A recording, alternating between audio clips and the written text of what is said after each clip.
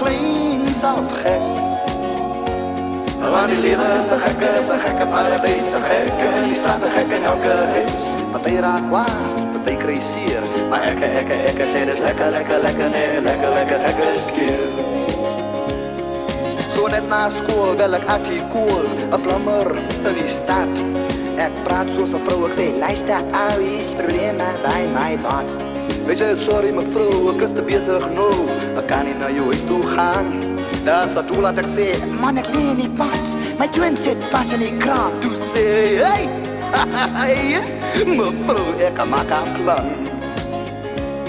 Ek skeer van kleins af gek. Want die leven is een gekke paradijs, gekke in die straat, gekke in elke huis.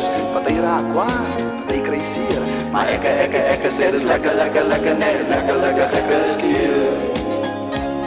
Een dag toe ek in die army was, wou ek die staf terugkry. Toe steel ek gauw sy blikkie snuif van 'n goeie bietjie beesmis by. So snuif met inspeksie, stap die staf van bed op bed. En hy reik en hy sê vir die kopperaal, jy moet die bungalow ontsmet. Die kopperaal reik hier, reik daar, maar niks aan hy plek reik sleg. En die staf sê, die vat 'n knippie snuif, vertrek jou reekorgane reg. Daar snuif hy toe en hy sê vir die staf, soos die toe jy uit ons bungalow loop.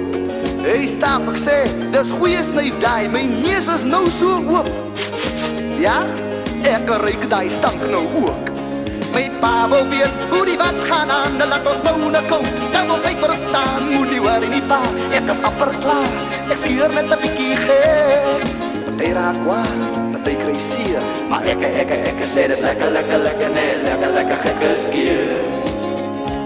Antemin, nou ja, daar is 'n ander ding, toe ek haar op die foon aanvat, vererg sy haar so bloedig luk, sy sê, druk hy foon aan jou.